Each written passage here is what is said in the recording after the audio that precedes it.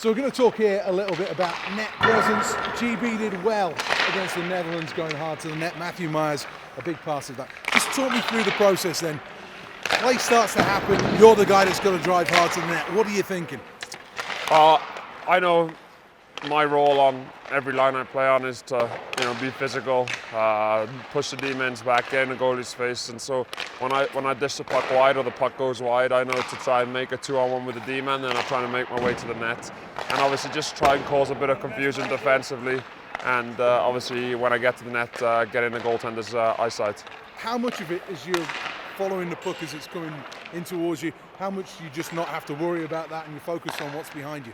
It's a little bit of both. I mean, I actually don't focus too much on what's going on behind me. I'm more focused on what's happening defensively, their D-men, and where the puck's coming from.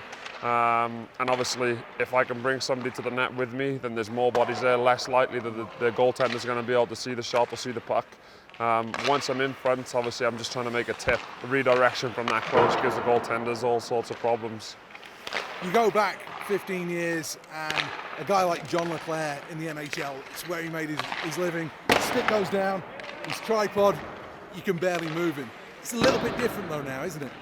Yeah, I mean, it's not very often you see too many tips along the ice when you're especially on the top of the crease. They normally get cut out.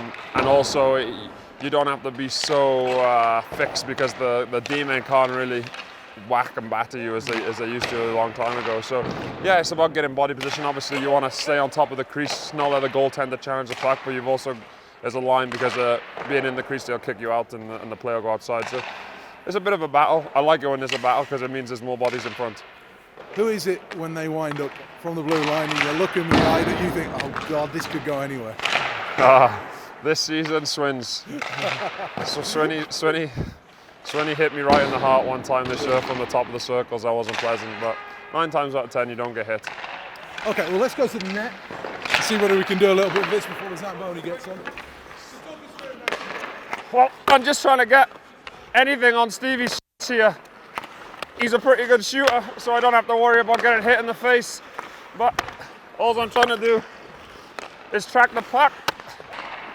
I come out sometimes to make it a bit more difficult for the goaltender. You can't look around me so much here.